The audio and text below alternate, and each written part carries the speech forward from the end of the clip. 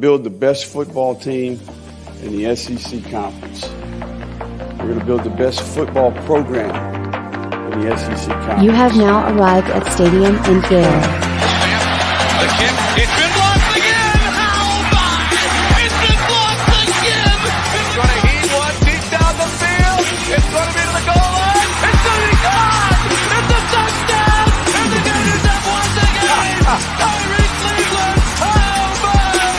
I can't believe what I just saw! Dropping back to throw. Thompson fires the ball over the middle. It's Dory! It's Dory! Got a touchdown! Dory's got a touchdown! Oh, man! Dory's got a touchdown!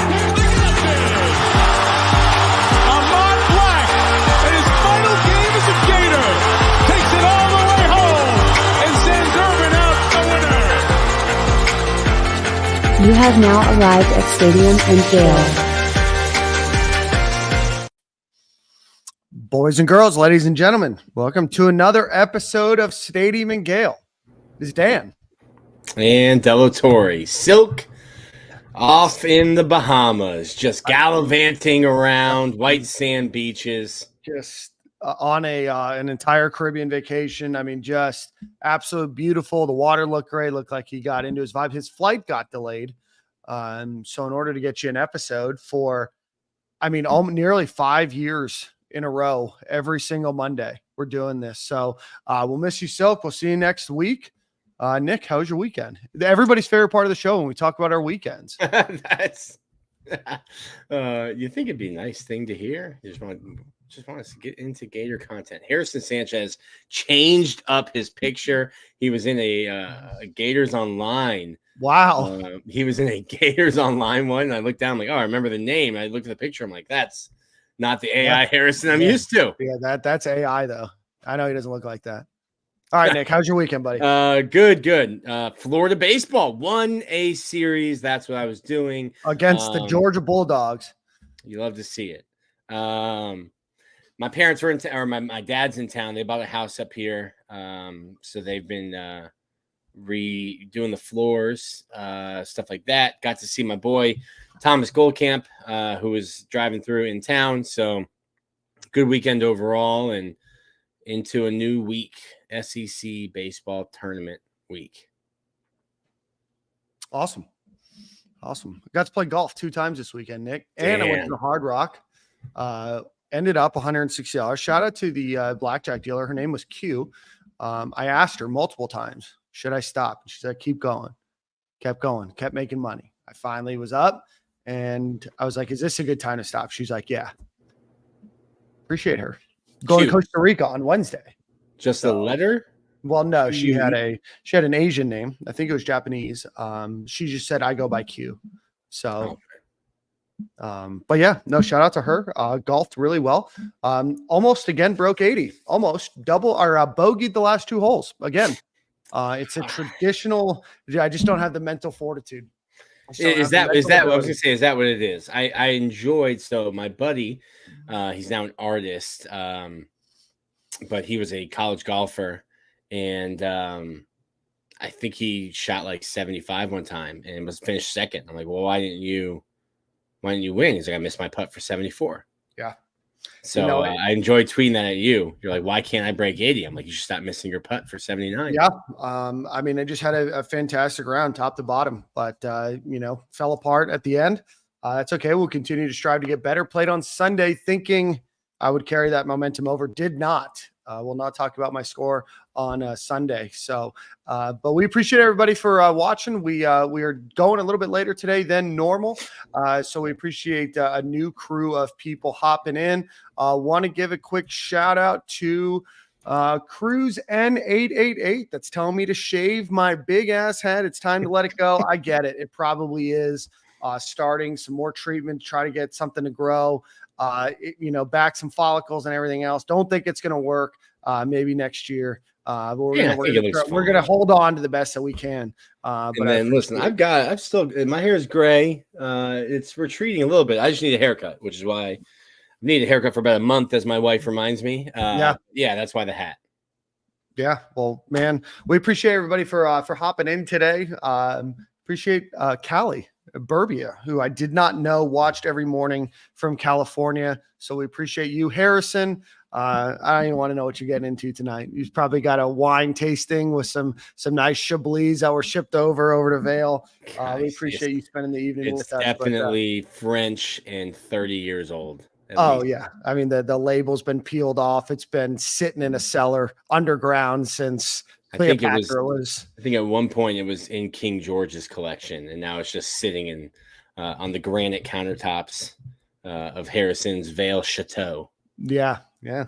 Which one, you know? Speaking of Harrison's riches, the Gators got a little richer this week, Nick. We telegraphed it a little bit on the show last week, but Cormani McClain, the defensive back from Colorado, did announce his commitment to the University of Florida, will be on campus. What I thought was really cool about that, Nick, was Zach Albaverdi was able to release the old commitment video from back when he was in high school, when he shouted out his mom. He had a coach on there. Just a really cool, impactful video. So Cormani McClain, it's kind of crazy how the world turns, ends up at the University of Florida as a preferred walk-on. Nick, thoughts? What does this do to the Gators DB room now, and then what can it do in the future? Yeah, again, my initial thought was, here we go again. Yeah. Back in the Cormani rat race, back into the Cormani roller coaster. I think, after talking to Ahmad Black, who obviously coached him his senior year, this isn't a bad kid. This isn't a kid like we're talking about is like getting DUIs. I think he would transfer to Georgia if that were the case. But he's not getting like in trouble off the field. It's just like some immature decisions. Yeah. And I think talking to Ahmad, who obviously is close with the Cormani, it's kind of a humbling experience for Cormani. He is a kid who at 17 years old in high school, everybody wanted him. Right. You jump in the portal after just 1 year, it's just 1 year later, and that same market is not there. And I think that's a little bit humbling. I think it's a little bit humbling for him to come as a walk-on. So I think you're going to get a hungry Cormani McClain, one that is ready to prove himself. And listen, he's a walk-on now. Like, he'll be on scholarship in December. Sure. From Florida's perspective, you're getting a former 5-star, somebody who you really wanted. I mean, this is a guy who was so wanted that Randy Shannon was, as Silk put said it on Monday, was held hostage while Mike Norvell held a birthday cake. And the entire Kewan Ratliff too. The entire staff sung out like, this is a kid that was so wanted that grown men were acting crazy. Right. Super talented football player. I think if you can put some weight on him, he's 6'2", 6'4" wingspan, weighs 160 pounds. I think if you put some weight on him, he's a guy that's a future NFL draft pick. And you're getting that without having to pay a scholarship for 6 months. It's eventually going to be on Cormani.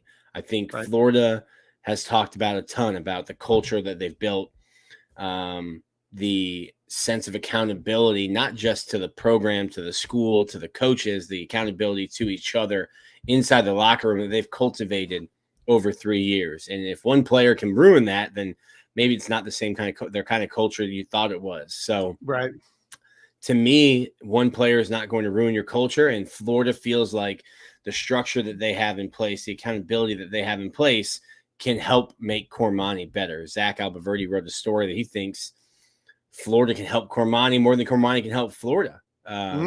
So I think that's kind of where Florida is. I don't think he's a starter from day one. No. I think Jason Marshall, Devin Moore starters, and then Jakeem Jackson. You got to get in where you fit in. There's Jakeem Jackson, Deshaun Johnson, Aaron Gates, Sharif Denson, Jameer Grimsley. Like all of these guys have a head start on Cormani as well, from just being here for spring practice. The sophomores being here for some of them 2 springs and obviously in the fall as well. So Cormani's going to have to earn it. And I think he signed up for that.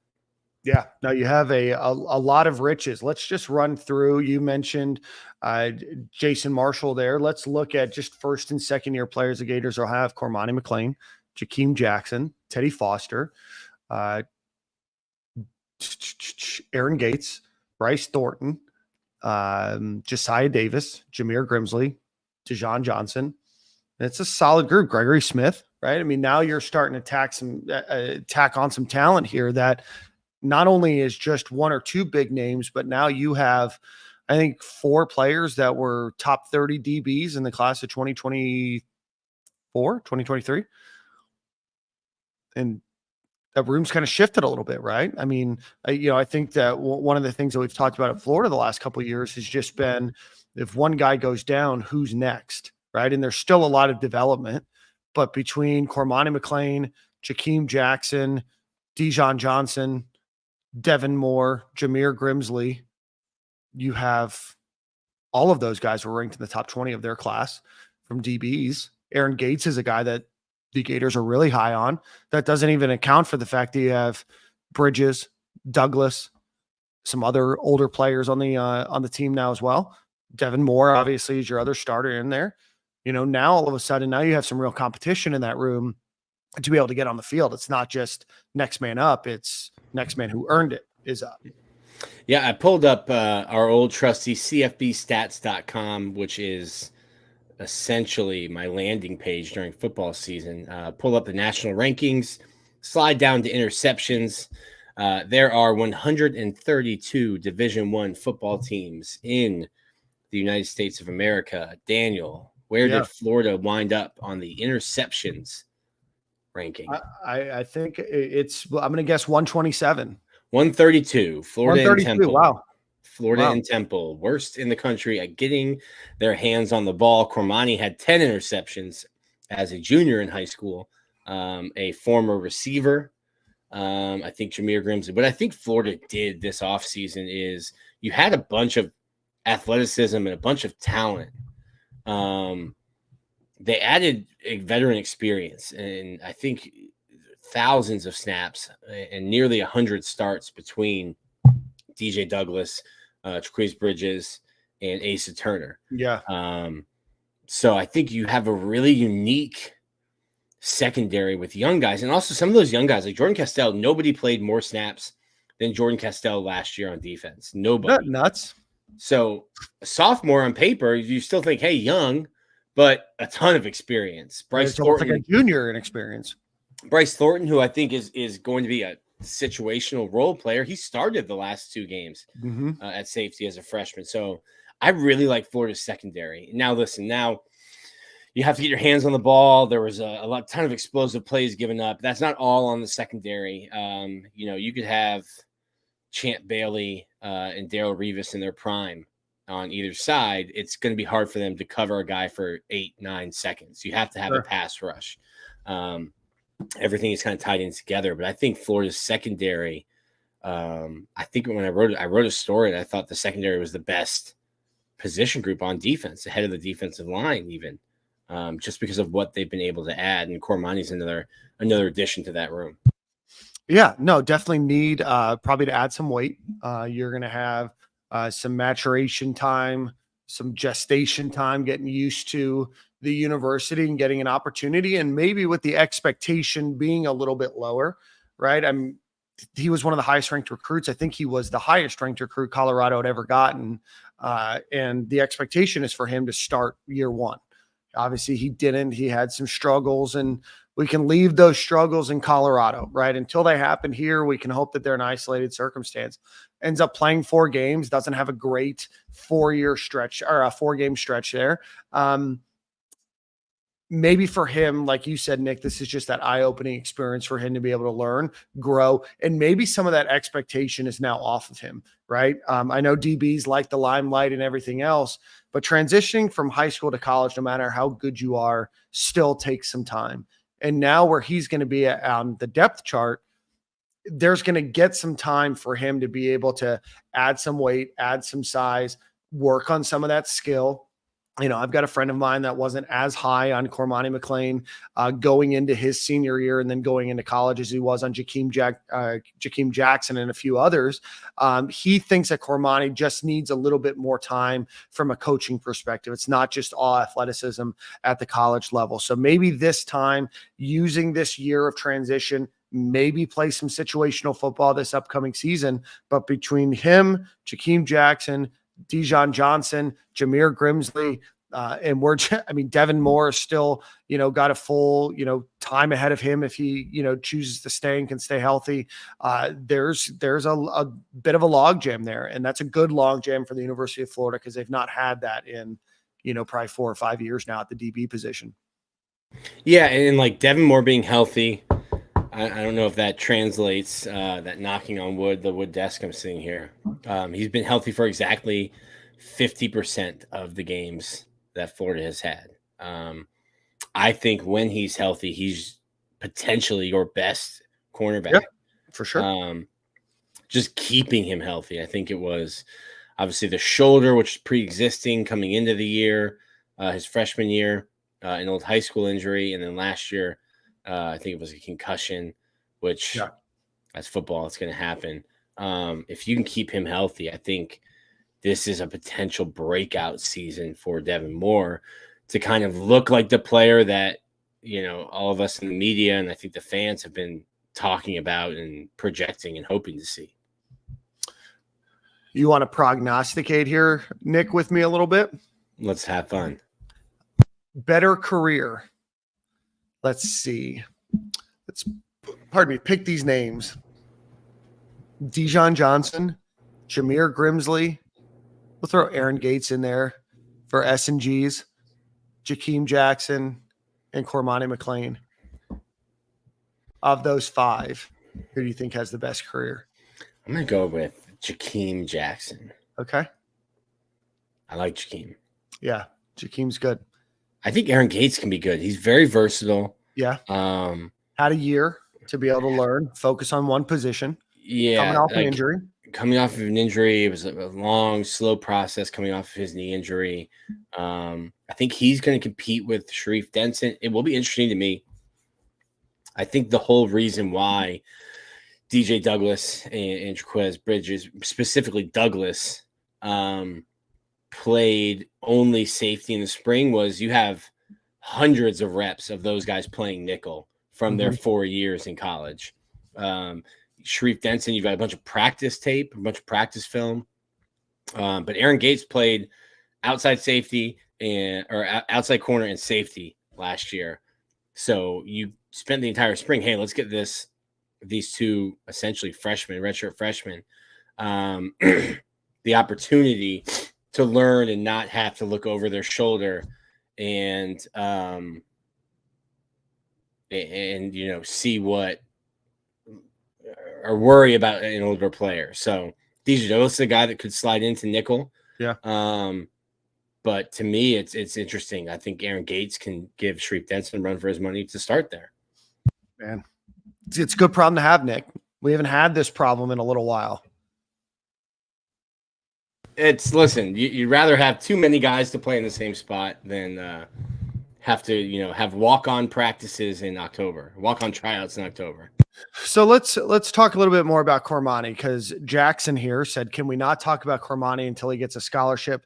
Unfortunately, it's the summertime and content is limited, so we're going to talk about him. That's just the nature of things. We could be talking about walk-on player Ethan Wilson, who I just learned is from Coral Springs, Florida. So I now have a new favorite player, number 46 on defense. But Nick, how do you think Cormani gets treated as a PWO? We've seen some PWOs play at the University of Florida under Billy Napier. How do you think he gets treated versus the scholarship DBs? What kind of expectations do you think he has coming in of what's wanted and needed out of him? And obviously Florida also has a scholarship issue.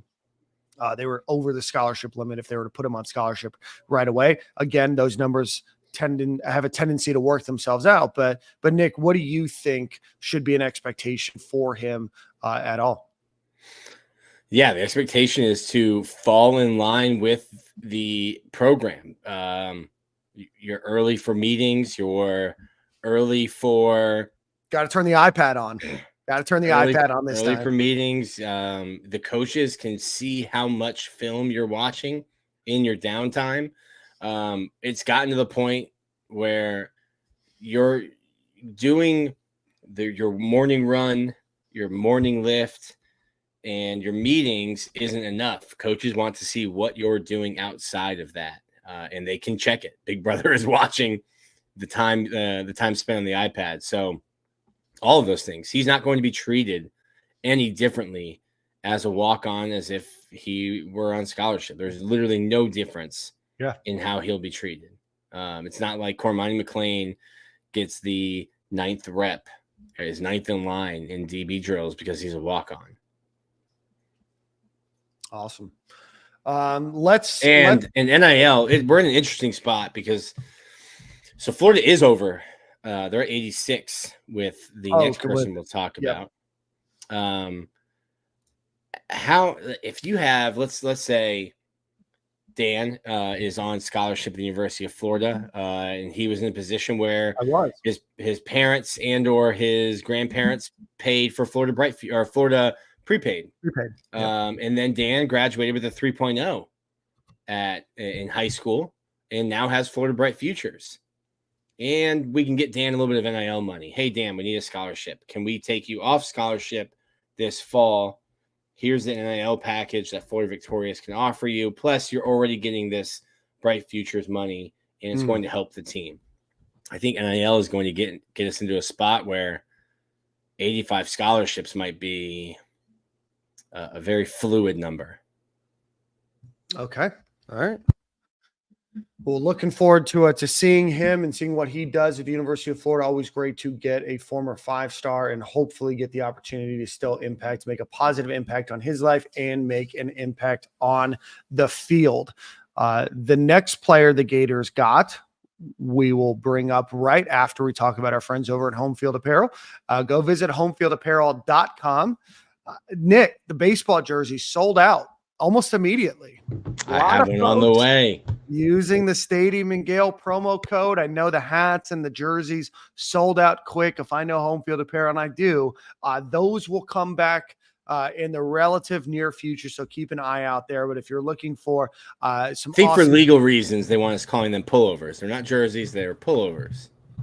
They're pullovers then. So if you want a future baseball pullover or the old retro hat, you can go visit homefieldapparel.com. Like I said, about 20 different shirts for the University of Florida and a bevy of other schools as well. So if you are looking to get some retro gear from the University of Florida, go visit homefieldapparel.com. Promo code Stadium and Gale at checkout, all one word, to get you 15% off of your order. Not too long after, Nick, the Gators grabbed Elijhah Badger, the wide receiver from Arizona State. Last season, 65 receptions, 713 yards, 3 touchdowns with an 11-yard average. The season before had 866 yards on 70 receptions, 12.4-yard average, 7 touchdowns. Nick, we weren't sure. We weren't sure Elijhah Badger would be coming to the University of Florida. Some questions about his back, the previous charge. But Elijhah Badger announces that he's coming to the University of Florida, an impact player right at the wide receiver position. Nick, so give us your thoughts on Elijhah Badger, and then let's talk about that wide receiver room a bit.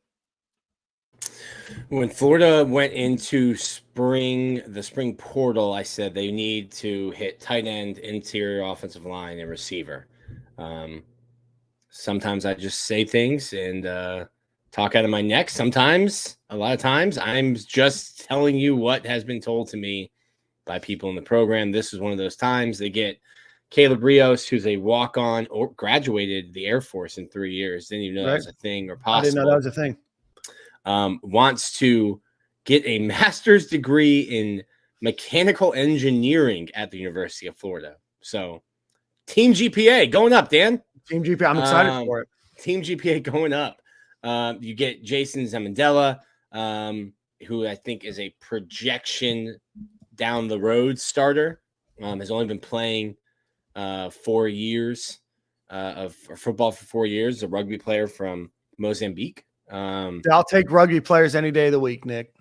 I know that Cormani McClain gets the headlines, but Elijhah Badger is a more impactful pickup for Florida in 2024. I go back, and I think I've used this on our show before. If you go back to 2020, when Kyle Pitts got targeted and concussed, it became a lot easier to cover Kadarius Toney. I thought going into this year, Florida's receiver room is okay. Like, I don't think anyone's, bad, but like, I think it's good. I think it was okay. We're projecting that Aiden Mizell is going to be really good. We're projecting that Andy Jean is going to be really good. Khalil Jackson makes highlight catches.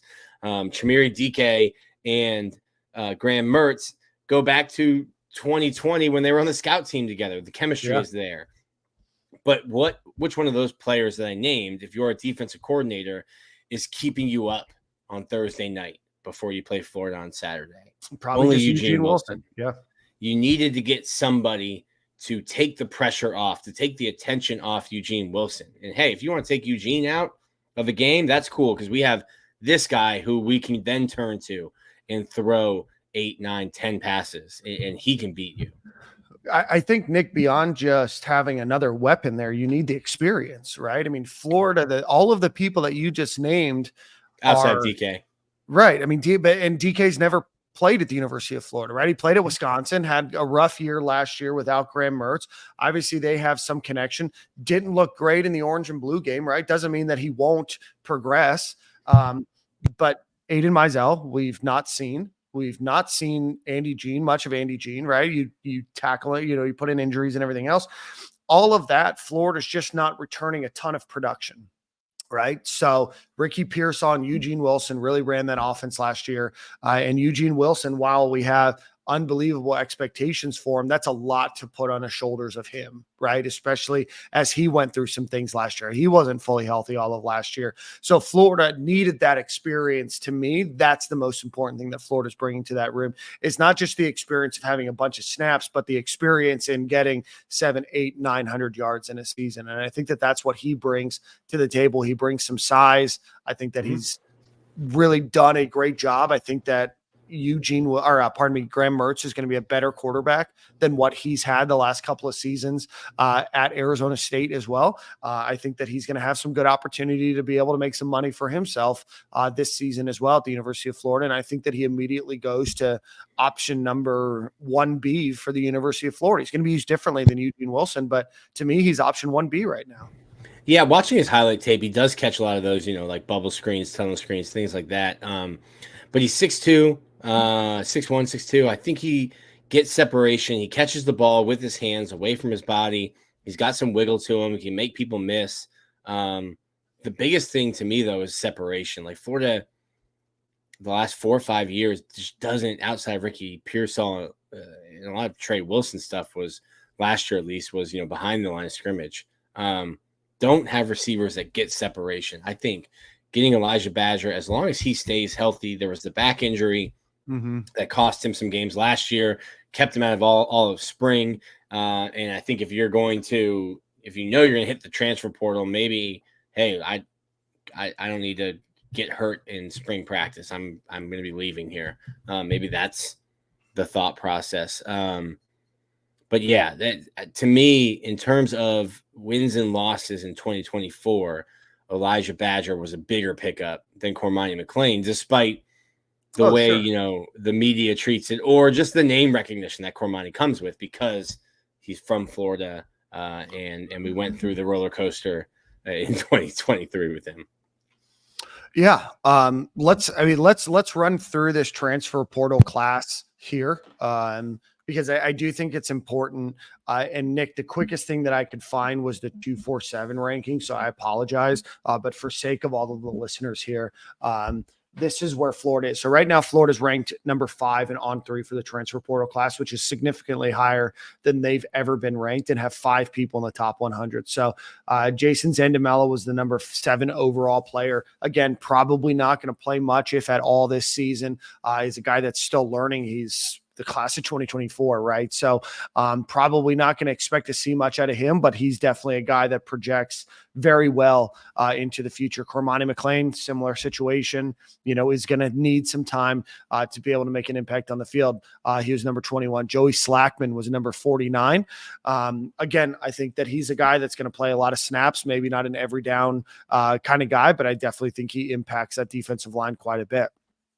And is the Ivy League player, our defensive player of the year last season, our defensive line player of the year. Grayson Howard, a guy that we think is going to get a ton of snaps, transfers over. Pup Howard transfers over at linebacker from South Carolina. He's going to have a pretty big impact this season. Jameer Grimsley, we've mentioned him, is a guy that goes to a crowded room. I don't want anybody to sleep on Jameer Grimsley. I know that we were talking about who has the best impact at the University of Florida out of that DB group that we mentioned. We didn't mention his name other than listing it. I think that he's a guy that was recruited by almost every school in the program, committed to Alabama over Florida. Nick Saban retires, he comes. But those are 5 people in the top 100 that the Gators were able to get. You throw in Elijhah Badger, he was ranked number 184. Triclez Bridges, number 202. DJ Douglas, 282. And Asa Turner, 287. Bridges, Douglas, and Turner are all going to play very meaningful downs, if not start, for the Gators. You add in Shamari DK was 373. Devin Manuel, who's going to probably play quite a bit at 403. Brandon Crenshaw Dixon, number 549. He's going to play. And then you get into Caleb Relos, 829. George Gums, 982, who had a pretty good orange and blue game. And then Clay Mullen from Colorado State is the QB, just to add another person to that list. But Nick, top to bottom, I think this is the best transfer portal that the Gators have gotten since the transfer portal opened. Yeah, I mean, you're going to get hits and misses in the transfer portal, Right. like Mike and Mazuka, big swing and miss on a curveball in the dirt. Graham Mertz, what we thought was a big swing and miss, proved to be a home run. Osiris Torrance, consensus All-American. Ricky Pearsall, first-round draft pick. And then players that, like RJ Moten, who came – started at safety or now moved to linebacker. Like, you're going to have hits and misses, but I think Florida addressed areas of concern. You needed defensive line depth. George Gums, a player, they think they found a diamond in the rough, a former tight end who moved to defensive line. I like tight ends that move to defensive line more than defensive linemen that move to tight ends. I think there's a very big difference there in terms of moving positions. And it remains to be seen. I think Caleb Banks is a guy 2 transfer portals ago that I wasn't very high on, that I think has had an awesome offseason. And kind of, I thought going into the offseason, I thought, oh, Joey Slackman's going to take that starting spot next to Cam Banks, or Cam Jackson. Yeah. And I think Banks, another transfer. Yeah. And I think Banks has just taken leaps and bounds, has become a leader in that room. And now Joey Slackman is not a bad player, but probably going to be a rotational piece. And Florida's defensive line is in a position where you're 2 and 3 deep pretty much everywhere across the line. I think you can get guys 25 reps a game. You go back to Billy Napier's first year, and it sticks out in my mind because it's so ridiculous, but Gervon Dexter playing like 68, 70 snaps against Utah, just out of necessity. And I remember defending Gervon. I don't know that anyone needs to be defended. I think it comes off a little weird at times. I remember defending Gervon Dexter. People are like, look at him taking this play off. I'm like, that was his 68th snap. Right. Yeah. Didn't he play the most of any player on defense that season? Yeah. I'm like, he's 6'6", 330 pounds, and he's playing his 68th snap on a night when it's 85 degrees with 147% humidity. I'm like, cut him a break. The ball was run away from him, and he jogged over to the other side of the field on his 68th play of the game. Right. I think you're in a position now where strength in numbers makes the individual player better because you're not having to play while you're exhausted. Chris Rumpf told us, and this is one stands out to me too. He said, I learned under Nick Saban that when the big men, when your defensive linemen run out of gas, they only have one gas tank. Right. And there's not enough orange slices or Gatorade in the locker room to refill it. When their gas tank is on empty, they're playing on empty the rest of the game. And I think right now, Florida, you have position or you have a chance to keep those snap counts down and keep everybody playing at a high level throughout the game. I think you have that in all facets of the defense for the first time since we've been here. It doesn't mean that they're all spectacular players or that there's not going to be a drop off, but you finally have a defensive line that can have a rotation that's pretty healthy. You have a defensive back room that seems that they can have a pretty healthy rotation as they need it. They have a safety room that can have a little bit of a rotation, and you're not throwing your arms up in the air like I did with the Dolphins every time Eli Apple would come out, right? So there's still a lot of opportunity to improve, and we don't know, right? There's a lot of young people, and that's the question that we still have at the University of Florida is there's a lot of good talent that seemingly, at least from the star rankings and what we've seen a little bit out of them, to say, hey, there looks to be a bright future. It's just a matter of who's that bright future under, right? Does Florida do enough this season? And we're going to talk a little bit about maybe Florida's floor and ceiling changing here in a second, but is it going to be enough? And we're going to see the results right away where Gator fans are satiated enough to say, hey, there's enough progress and improvement here by these guys, and they're able to bring in some folks. But I've got to give Billy Napier some credit. I know I've been a little hard on him this off season, but being able to bring in 5 top 100 transfer portal players after winning 11 games in 2 seasons. I know Florida has a brand and Florida puts players in the NFL, but it's still a job well done by the staff, and I've got to give them credit. And then when you start to look at these 2024 guys that came in the transfer portal, that group ranks in the top 10 in the country. There's a lot to be said about that, and I will go ahead and give my flowers to the staff for being able to do so. And I guess that's going to be the biggest question is how does Florida do this season? They have a very tough schedule. Reminder, next season's schedule is the exact same. Run it back, right? baby. Yeah, except you start on the road against Miami instead of hosting them. Well, we'll be at a home game in Miami. You know what I mean? It's a neutral site game, essentially. At best. So the biggest thing is Harrison just said it, but you have some foundational players in there that you're going to be able to build your team off of in the future. It's just a matter of, will this be enough? And what does this season look like? And I still say to this day, it's the coaching blunders that we really want to see some improvement on this season.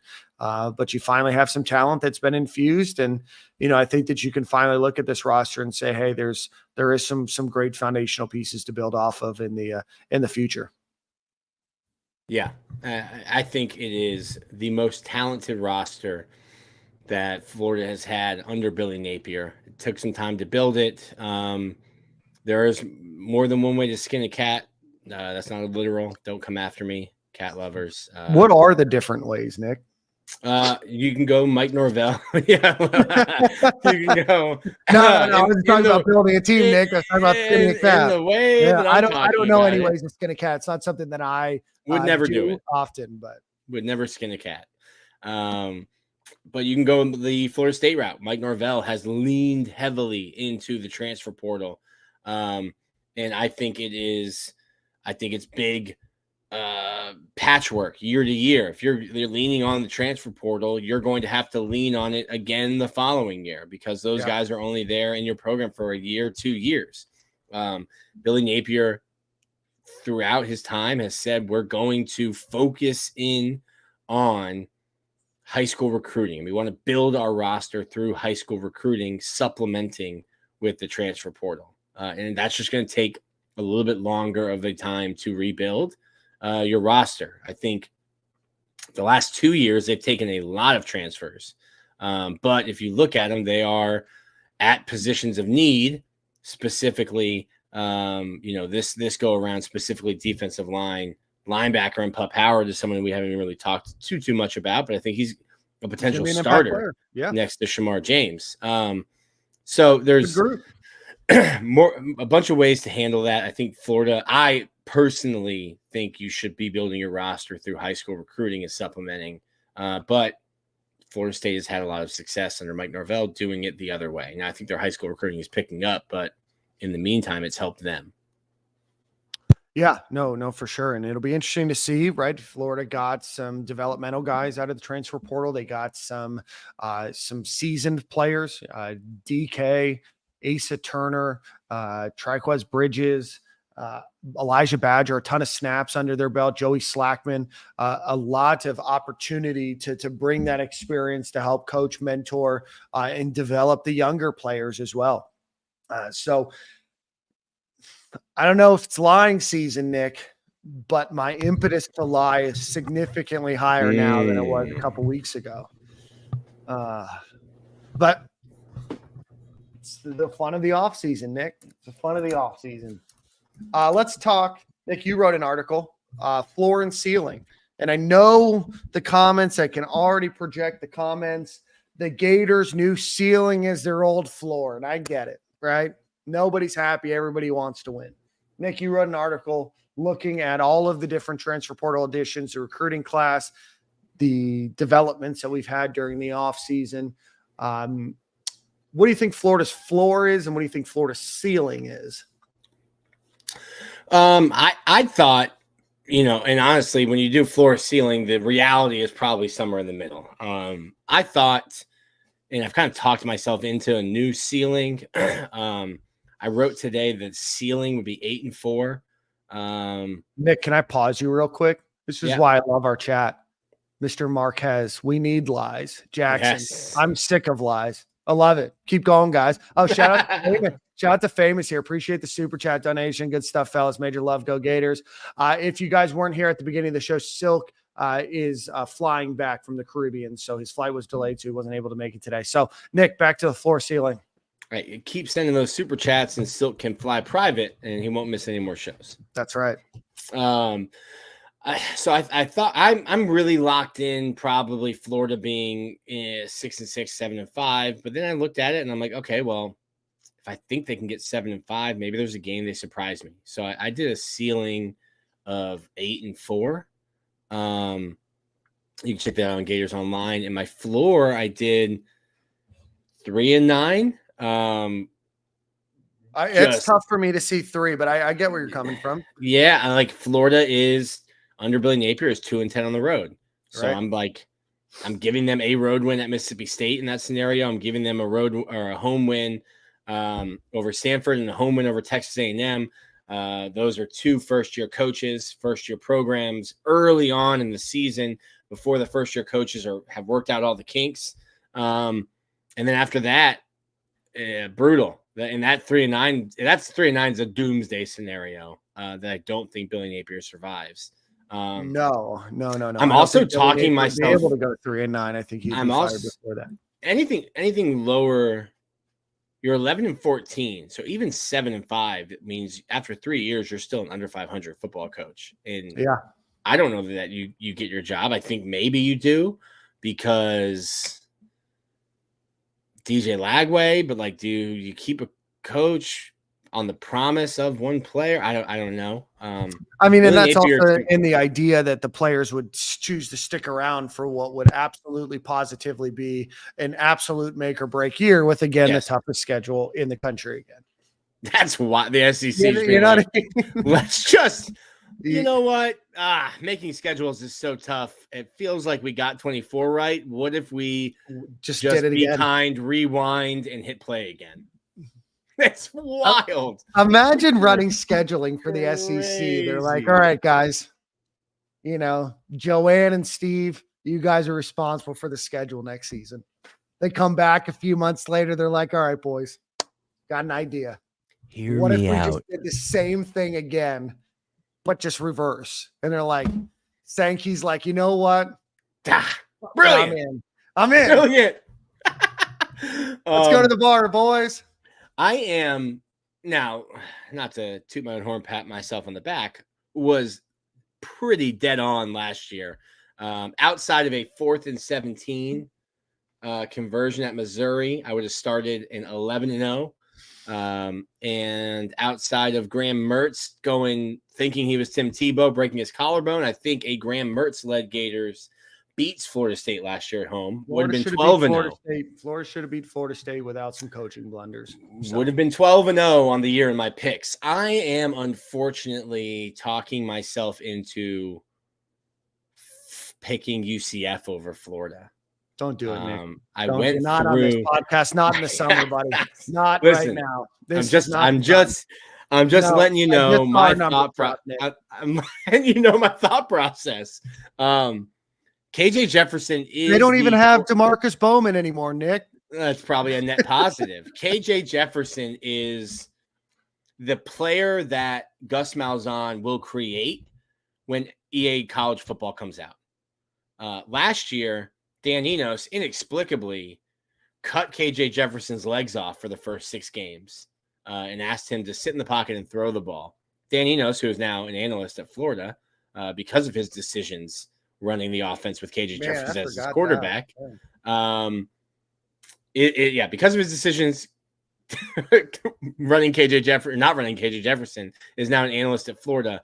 I know a coach that won't ask KJ Jefferson to stand in the pocket quite differently, might ask him to run the ball 25 times. And KJ Jefferson's already played in the swamp and won. UCF added 26 transfers. I think the rosters will be closer than they should be. Famous. Listen, I also said the ceiling is 9. We're just playing both ends. No, you can't do that. You're not a switch hitter, Nick. I think UCF is a tougher game. Like we talk about the back end of the schedule being tough, and it is. It's brutal. But I think the Miami game in the opener, you have to win. You have a built-in excuse if you're Miami because it's an away game. I know it's 3:30, but the Swamp's going to be electric. The Swamp's going to be electric. Florida and Miami. I looked it up, Dan. In our lifetime, this used to be a series, a yearly series. In our lifetime, this will be, I think, the 8th or 9th meeting between the two schools. Like, you don't get yearly opportunities like you do with Florida and Florida State to get these bragging rights. Now, Florida and Miami will play again next year, but then after that, who knows? Nick, I think Florida is going to mollywop UCF. Have to be. Yeah, okay. I like that. I wanted to use the word. I don't know that Miami. I don't think Miami's that good. They've got some talent. They've recruited pretty well. I like Florida in a stadium that has more than 11 people in it, yelling and screaming, despite Miami fans thinking they sold out the Swamp this time. That's the reason. That's the reason why the game will be sold out. There was some loser that's a Miami fan. I was going to say that went to University of Miami, but he definitely didn't. And he's like, the Miami side is sold out. What's wrong with Florida? We're like, buddy, you have about 1,800 seats. So that's more than you guys get in a traditional game. So welcome to Gainesville. Hopefully John Ruiz builds that homeless shelter that he talked about. I think Florida mollywops UCF, Nick. I really do. Did you just call John Ruiz's pipe dream for a stadium a homeless shelter? No, John Ruiz said that he's actually going to build a homeless shelter in Gainesville. He's abandoned that promise. But we are not here, Nick, on Stadium and Gale, nearly 5 years into this, hundreds and hundreds of episodes in, to say that UCF is going to beat Florida on May 20th of 2024. I'm not saying that. I'm saying it's a game we should be paying more attention to. I've turned the chat on us. Listen, I made it 45 minutes before I turned the chat on us. But listen, in a 9-3 scenario, I think Florida's 9-3. Florida's probably a playoff team at 9-3. I think my 8-4 ceiling. I'm chalking up losses at Georgia and Texas, so I'm starting the season 0-2. That's a win over LSU. You haven't beaten LSU in 5 years. You get them at home without Jaden Daniels, without 2 first-round receivers. You get Kentucky at home. Like, by God, please. Yeah. Please stop losing to Kentucky. The last time Florida had lost 3 straight games to Kentucky, Harry S. Truman was the leader of the United States. Did you know Harry Truman's middle name is just the letter S? And he added. That's just the letter S. That's fantastic. That includes that does include road wins. That includes either a win over LSU, Florida State, Ole Miss, and it's a lot of prognosticating. Like Ole Miss looks to be really good. What will they look like in November? Maybe Right. really good, maybe not. We don't know what injuries will look like. In that 3-win scenario, I'm looking at early losses. If you fire a coach, I've seen Florida with interim coaches outside of one game with the best interim coach ever. That's right. Shout out to Greg Knox. Greg Knox, for the legend. I think he lost his last interim game. He did. Which really hurts my nickname for him. Brand. But I think that's accurate. I think you could. What do you think is accurate, Nick? You've gone way all over the place. So I think I think there's a possibility for 8 wins. I can see a 3-win doomsday scenario. I think Florida falls somewhere in the middle. They're 6-6, 7-5.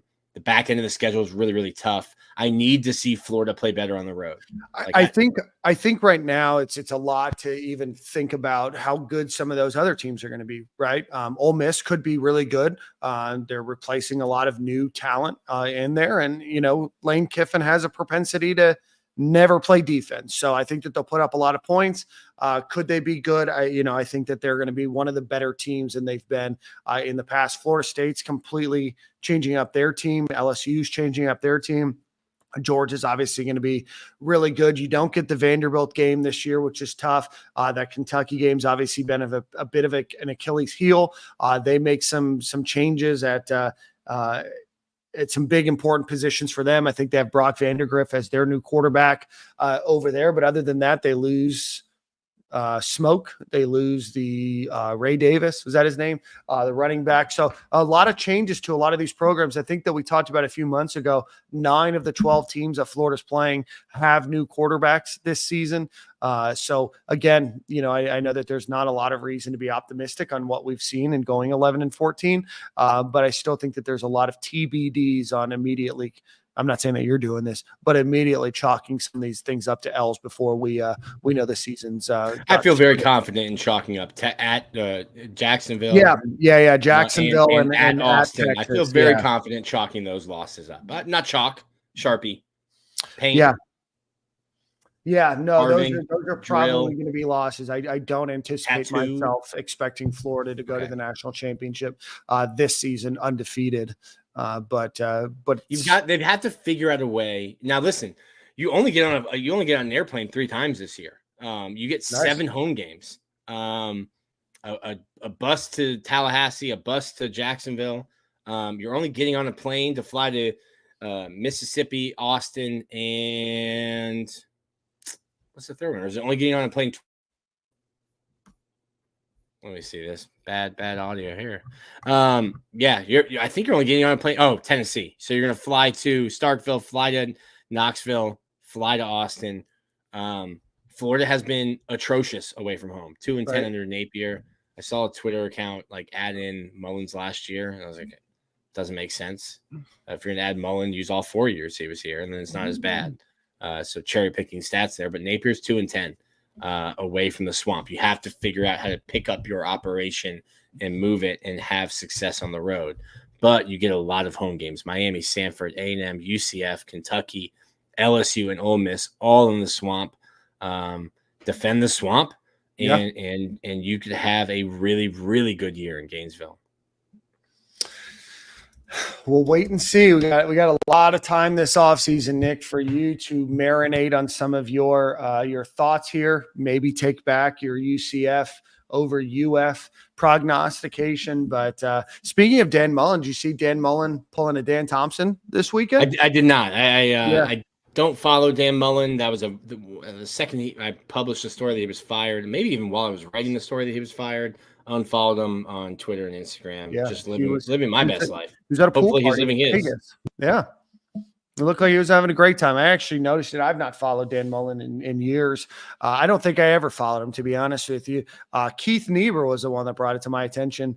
Dan Mullen living the cabana life at a pool party in Las Vegas with famous DJ Eric Prydz. So would imagine that he's the oldest one in the crowd by a solid 10 or 15 years.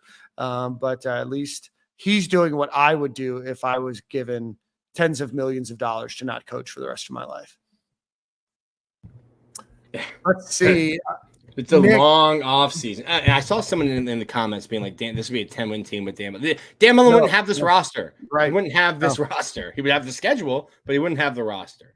No, Dan Mullen had 8 wins with Kyle Trask and Kyle Pitts and a strong team, and he couldn't pull it together then. So, no, I don't think that Dan Mullen could do it. I don't think that Dan Mullen has the fortitude to be able to bounce through the NIL transfer portal world. I think that there's a reason he's not accepted another job. I think there's a reason why he hasn't been actively interviewing for other jobs. I think that the college football world has passed him. And if I was worth the amount of money that he was worth, I would probably say I'm doing an all right job on ESPN and living the life that I have. Very similar to Harrison Sanchez. Very, very similar to Harrison. Harrison and Dan are probably at the same après-ski. Easy. Easy. Yeah. VIP tables next to each other. Yeah. And I mean, Dan Mullen picked Jalen Jones to be his quarterback of the future.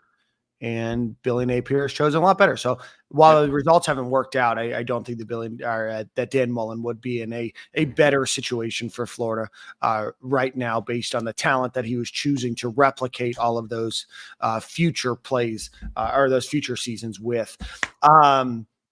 Nick, I know that you got the chance to see Billy Napier last week in Jacksonville. He's in Tampa tonight.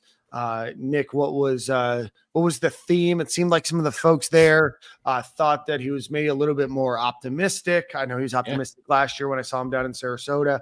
Had maybe a different energy about him. What was kind of the vibe that you got from last week in Jacksonville? Ultimately, it's a results business. You have to win football games. But Billy does really well in these situations. I've always said he's a very genuine person. Yeah. He very much is. Really nice guy. Sits there and will talk to people to the point where our friend Rick Hurtado is having to like grab him and be like, "Hey, listen, we have to go." Yeah. Shout out to Rick though. Got a job at the NFL.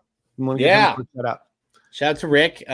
We'll be heading back down south. He's from Miami, getting back down with his to where his family is. They have a 1-year-old daughter. So as I get prepared to have a daughter, and my parents are buying a house, moving up here, I think I will soon know the benefit of having free daycare. I mean, my parents to help. But I think Billy does a really good job, and there's a portion of the talk with the people in the room where he's breaking down plays, which I think is probably unique, breaking down plays as if you were in a team meeting with the team. And there's one portion where he's like, "Hey, we're in a 5-man protection," and he goes and turns to the group while using the pointer to like circle the lineman. He goes, "How many offensive linemen do we have?" And they were slow to respond. And he's like, "Guys, we're just counting. There's 5 offensive linemen here." He goes, "Are you the same ones that are yelling at me on Saturday in the stadium?" And the crowd thinks it's funny. They show I don't like that energy though, Nick. I don't like that. That's cutting a little too deep. The delivery. Did he bring up a special teams play where he only had 10 guys on the field? Say, how many guys do we have, guys? He brought up the final kick. Yeah. He brought up the final kick, and he goes, "And look, here's 11 guys on the field." Crowd also accepted that. There was some self-deprecating humor. He understands it. This is the most Billy Napier's ever lost in his entire life. They were really good at Furman when he was their quarterback. They were really good at Clemson when he was there. Obviously, Bama was really good. Didn't stay at Arizona State long. They haven't been good at football in a hot minute. And then they were really good at UL. Like, this is the most he's ever lost. I think he takes it really hard, hates losing. He does really well in these settings. I say all that to then come back to you have to win football games.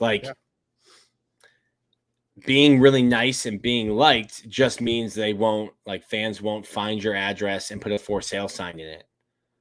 They'll help you pack on the way out. Like, being really nice isn't going to keep your job. Just might make people a little nicer to you on the way out. He has to win football games. I think he knows that. But overall, I think he's optimistic. And It's a brutal schedule, but some of the points that I've made, like, hey, you'd rather get LSU at home instead of on the road against the third quarterback taken in the NFL draft and his 2 first round wide receivers. You'd rather get Kentucky without, another experienced quarterback in Devin Leary and what's Mayo Man's name? Yeah, I know who you're talking about. Mayo Man On the Titans, yeah. Yeah. Make the superhero costume. Somebody in the chat will remind us. You like to start against Miami at home rather than on the road at Utah or against Utah. And that little stadium. You like to get Ole Miss at home instead of on the road. You like to get Florida State without the 10 players they had drafted in Jordan Travis. I understand they're very excited about DJ U. I'm not going to butcher his last name, DJ U, but there's a reason why you're in your 5th year on your 3rd school. Right. You went from a 5-star number 1 overall player in the country to a journeyman college quarterback, and he could be really good. He could have a great season. History would show that it would be probably your first great season. Yeah. No, and they're replacing a lot of their talent too, as well. So, a lot of stuff. Anything else that Billy Napier said in Jacksonville? He thinks and I'm going to write about this eventually, but I think the helmet communication is very interesting. They're going to like the NFL system where, let's say, like one player on defense will have a green sticker on their helmet and they will get the play radioed in. And then the quarterback obviously would have that on offense. And it's interesting because you build in cues. Now it's 3rd and 17. Hey, we need 3rd and 17, 4th quarter. We don't need to pick up 17. It's 4th down situation. We're trailing or the game's tied. But you're able to get the play call in and then give keywords, code words that you've worked on, whether it's like, hey, giraffe, because giraffe has a long neck. Hey, we need a long play. You have a word that means say this in the huddle to tell the player, hey, if you catch the ball, we have to get out of bounds or down immediately because we're up against the clock. So little ways that you can coach all the way up till 15 seconds left before the ball is snapped. And then also I think you're having different conversations with Graham Mertz, who's 23 years old, will be 24 in December, in the 2nd year of the program, and then DJ Lagway. Now, to put my negative Nick hat back on, I envision a procedural penalty where you try to get DJ and Graham in on the same play, and DJ grabs his helmet, and now you've got 2 guys with radios in, and a flag comes out. I just envision it. Tell super producer Cam to clip this one out for us. I actually saw there was a clip of the new NCAA video game that came out that Wyoming had 2 number 40s on their team, and somebody very snarkily wrote back, did Billy Napier move to be the head coach of Wyoming in NCAA 25? But no, I do like that helmet communication. Hopefully it allows for Florida to be able to be a little bit more strategic in terms of their play calls. I'll be honest with you. I think it's really goofy to watch the guys jumping around with all the signs and everything else. And I know that that's what you have to do. But with the huge sheet behind them, I just feel like in this multi-billion-dollar industry, we probably don't need some graduate assistants jumping up and down with a SpongeBob, a waterfall, a giraffe, and the number 6 on it, just to indicate what plays we're at. Right. So looking forward to that. Nick, did you see that the Football Bowl Subdivision Oversight Committee put forth a proposal to remove the cap on the number of program staffers that can be on field coaching? Yes. This was talked about last year, and they kicked the can down the road. So you can only kick the can so long before you end up having to make a decision. It's something that most programs in the country were hoping would get voted on and yes before last year, which would mean, let's say Coach Ryan O'Hara. He's only an analyst, so he does no coaching. While he's on the grass. Would never coach No, we are a program of standards and ethics. Yes. David Decker, really good wide receivers analyst, would definitely not coach. Right. Chris Couch would definitely not coach, though. You know that. You know what I mean? I'm just joking. Is not coaching on game days and or during practice because he's not able to. He's an analyst. This would just allow those guys to coach on the field, which could create separation. Like Florida has 9,000 analysts, roughly ballpark estimate. 9,000 official. Yeah, I don't see this really opening the floodgates of having everybody that's an analyst be able to coach, because at some time it's just too many cooks in the kitchen. The signal, right? I know the NFL with less players has a couple of extra assistants that are there. Like you have an assistant wide receivers coach. You have a couple of other offensive line coaches. You have, secondary or an assistant secondary coach. It's actually what Will Harris was with the Chargers, right? So I could see them adding, a few more. And I don't think it's bad for the game of football from a development perspective and maybe from a product perspective to be able to do it. Right now it's all smoke and mirrors. We know they're doing it anyway. But it looks like there's going to be a vote on May the 16th. And then if it passes, it will go to a final vote at the end of June. So again, something to be looked out for. I don't know if that will impact this season or if it will impact the season after. But again, something to look out for. Let's give a quick shout out to our friends over at Alumni Hall. If you're in Gainesville, Florida, or if you're on the World Wide Wide, go check out alumnihall.com or go visit them in Gainesville, Florida on Archer Road. Anything that you'd want, from NIL apparel and jerseys to t-shirts, grilling supplies, accessories, anything that you might need for a tailgate, anything that you might need for a gift for a relative, a birthday party, whatever it might be, go visit alumnihall.com and get the best selection of Gator sports goods in the world. Again, alumnihall.com or Alumni Hall on Archer Road in Gainesville. And yes, as George said, please hit the like button. Please hit the subscribe button. Nothing, and it helps us out a ton. We're just trying to.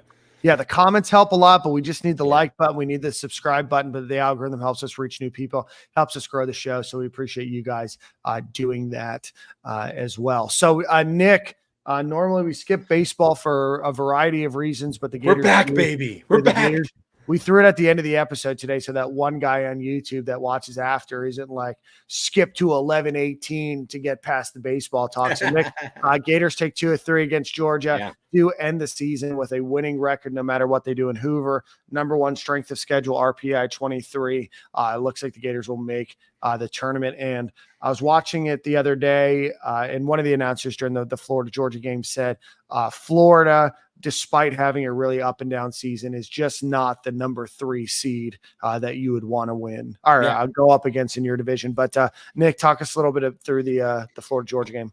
Yeah, Florida loses to Georgia Thursday night, come back and win Saturday, win Sunday, Saturday, and Sunday. Pretty convincing wins. It looks like they were trying to lose it late, in the game, but Florida really, they're frustrating. They're a frustrating team because last Saturday against Kentucky, they put together a complete game, pitching, hitting, and you're like, God, where has that team been all season long? That team wins. I go back to Florida should have lost three one-run games to Missouri, should have won all 3. That already gets you to 16 wins. You probably should have beaten Kentucky twice. That gets you to 17 wins. Like, there's just little games and little things that, like, you're like, shoot, man, like, what are we doing here? Like, this is a team that could be flirting with 20 SEC wins, instead are going to be a 3 seed. I think Florida had to beat Georgia, had to win 2 out of 3. They get that done. When you get Florida's schedule, historically, the number to get in has been 13. The last time Florida had trouble getting into the NCAA tournament was really in 2013. And that team finished with 13 SEC wins, and they were the 3 seed in the Indiana Regional. This team is way more talented than that team. I agree that Florida can be a team that causes you some headaches. D1baseball.com today projected them as a 3 seed in the Tallahassee regional, which would be great for me traveling. My in-laws are in Tallahassee, free place to stay, easy drive down I-10. But Florida's a team that if they can get hot, you've seen Virginia, I think in 2015 was one of the last 4 in, went on to win a College World Series. Yeah. Ole Miss in 2022 was the 64th team, the last team. The committee said Ole Miss was the last team we put in, and they went on a run and got hot. I don't know that Florida has the pitching depth. They have 3 freshmen that they were going to use on the mound that have all had surgery and have missed the year. You lost your catcher in Tanner Garrison. You lost Hayden Yost in the outfield just last weekend. You lost Ty Evans 2 weekends ago.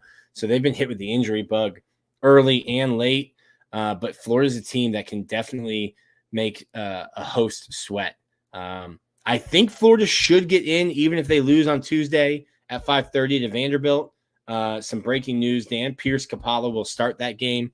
Nice. For the You Gators. heard it here first. He threw on Thursday.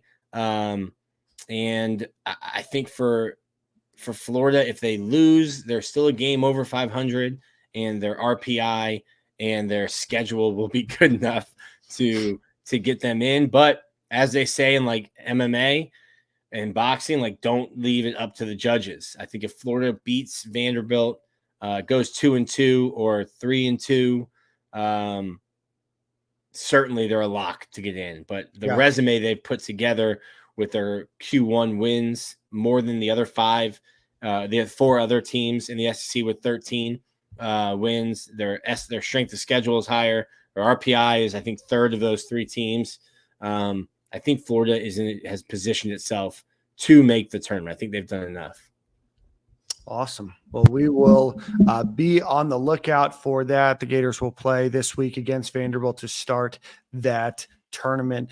Do want to give a quick shout out to the Florida Gators lacrosse team, who has reached their 2nd ever Final Four. They finished the regular season as the number 10 team in the country, but they were unseeded in the tournament, have gone on a string of 20 victories in a row.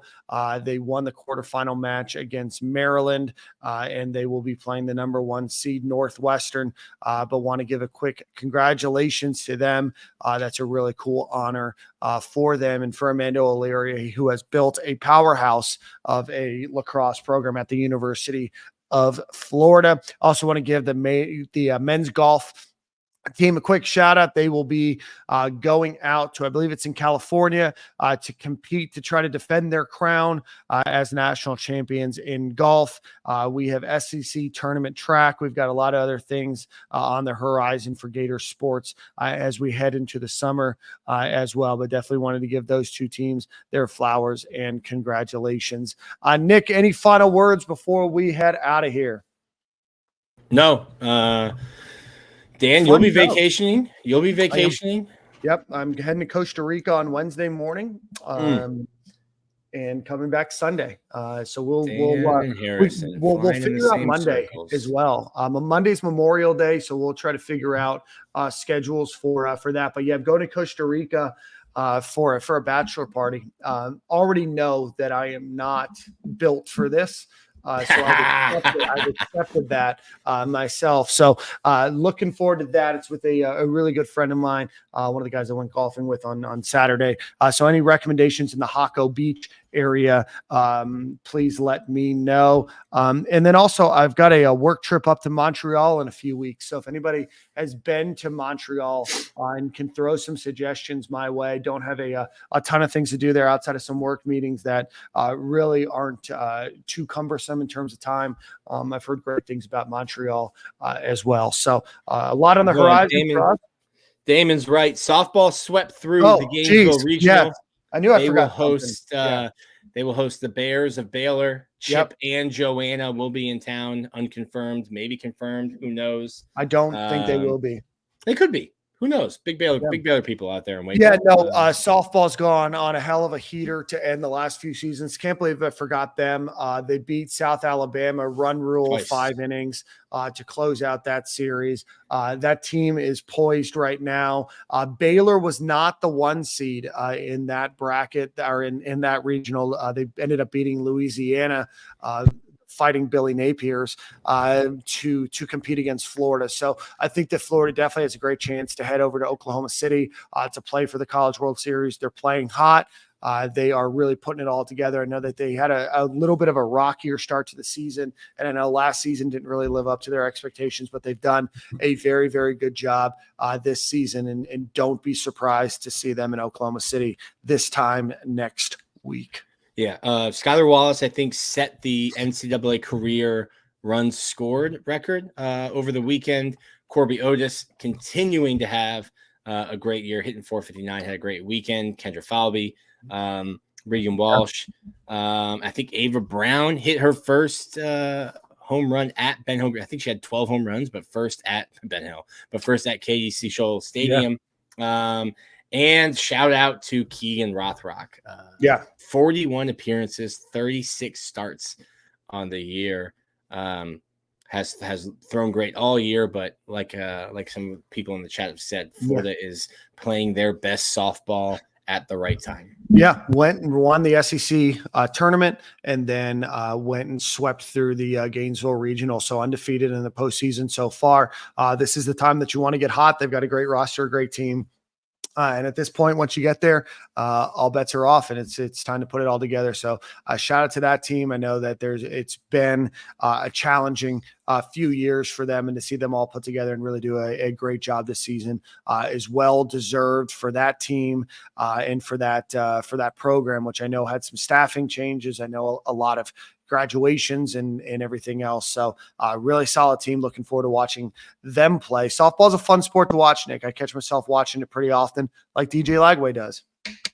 Shout out to DJ Lagway. I love watching everyone sports football. I love watching the football players out there supporting other sports, whether it be baseball, softball, swimming, track, whatever it is. I think I saw Jamarcus Weston and Austin Barber were also out there supporting the girls on the dirt. Awesome. So we will we'll close out the show. Nick, you have song of the week, so think about that while we close out here. As always, we really appreciate Alumni Hall and Home Field Apparel for sponsoring this show. We appreciate everybody that tuned in. We had 400 or 500 people swing through, so we appreciate you guys watching live with us today at a different time. We will be back next week with Corey, who will, I know, was sad and disappointed to miss the show today. Appreciate you guys hanging out with us a little bit later today. And we'll look forward to seeing you guys at the same corner, different time next week. Please hit that like and subscribe button before you head out. Nick, what song do we have this week? We're going to go, I thought Drake did better than I expected in his rap battle, but it's hip hop versus hip hop. He shouldn't have gotten in the ring with K-Dot. We're going to go with Kendrick Lamar, Not Like Us. Awesome. Well, we will see you guys on Stadium and Gale next week. Thanks, everybody, for listening and watching, and have a great week.